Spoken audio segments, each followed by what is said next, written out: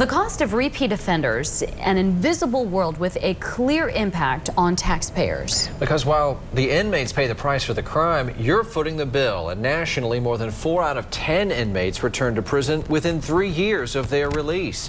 That's according to the Pew Center on the States, which also reports state spending on corrections quadrupled during the past 2 decades, making it nearly the fastest growing area of state budgets, second only to Medicaid. News Channel 11's Kylie McGivern went into Tri-Cities jails to investigate the troubling truth behind the cost to repeat offenders. The clanking of keys, blare and click of a door unlocked, and paint stripped away by shackles mark the entrance into a world cast away. The tread marks a stark reminder of the people who've walked through these doors, likely more than once.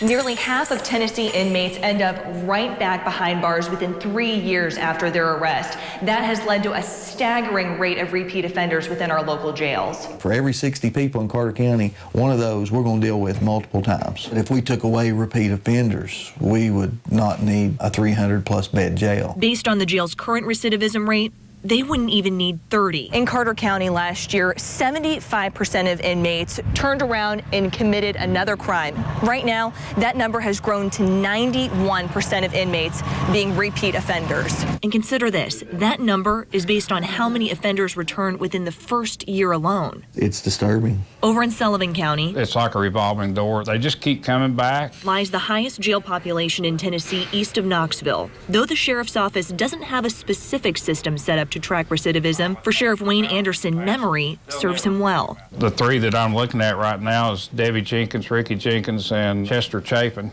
I remember arresting them. I've been in this job 40 years, and I remember arresting them 20, 25 years ago. We checked out Chester Chapin, whose arrests mostly stem from Bristol. On the Tennessee side, it locked my computer up as I was trying to print it out for you. 54 arrests. And across the state line in Bristol, Virginia, 72 arrests, bringing the grand total to 126 arrests in the past 14 years. The vast majority of his arrests are for things like public intoxication. Chafin is now in prison, but he's far from alone when it comes to cracking the triple digits. The Washington County Sheriff's Office gave us the arrest records of their top offenders. One arrested 105 times, another 149, a third arrested 295 times since 2003. Most of the arrests were for public intoxication. So you may be asking, how does this happen? To serve their time, jails will typically hold an offender for at least 5 hours until he or she sobers up. If they make bond, $500, they then must appear in court. The punishment may seem minimal, but the resources are anything but. You have to consider the costs associated with taking up space, water for the showers, and food if they arrive during mealtime. Not to mention the officer's time and paperwork. It's a place that they get meals, they get fed, they get to see a doctor if they have to. And these people can't do that when they're outside. How much is this costing taxpayers to take care of these people? Oh, this is very expensive. I mean, it costs $47 a day to stay here. One of the people you're paying for is Anna Sutherland. I never thought that I would be here. Booked into the Sullivan County Jail 19 times for drug-related charges. I need some kind of rehabilitation. Captain Charlie Thomas says that is where the system falls short. I'm not sure that we have enough support services for the people that are out there that are offending, that want to quit. People like us that seeking help, we need help. A lot of them, when they get out, they don't have any money, they don't have a job, they don't have a driver's license, and ability to get a job, access to a computer now, so many jobs are online. Where do they go? We know that programming is far more effective than just locking offenders up. Dr. Jennifer Peeler teaches at East Tennessee State University and has extensive background in the study of criminal justice.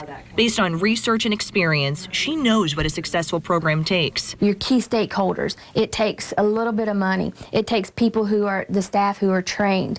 It takes getting the right people into the right programs at the right time. One is the Day Reporting Center in Washington County, an intense probation program that's the first of its kind in Tennessee. The DRC, which uses cognitive behavioral therapy alongside addiction treatment, opened its doors last year through a community crime prevention grant. Now, the state is holding its breath to see if the center's success follows that of 15 others in Georgia. Research shows following this model, we can expect about a 30% rate of folks coming out of the system, which is the highest numbers of anything, going on now in reducing recidivism. The highest numbers with a deep desire for success to not only alleviate the burden on taxpayers, but to help offenders free themselves of a life of crime.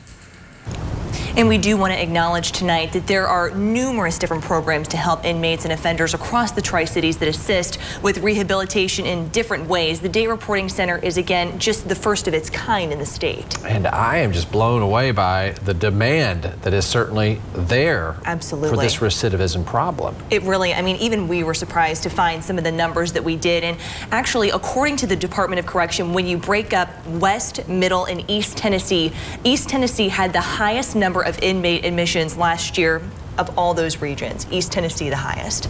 Kylie McGivern tonight. Kylie, thank you.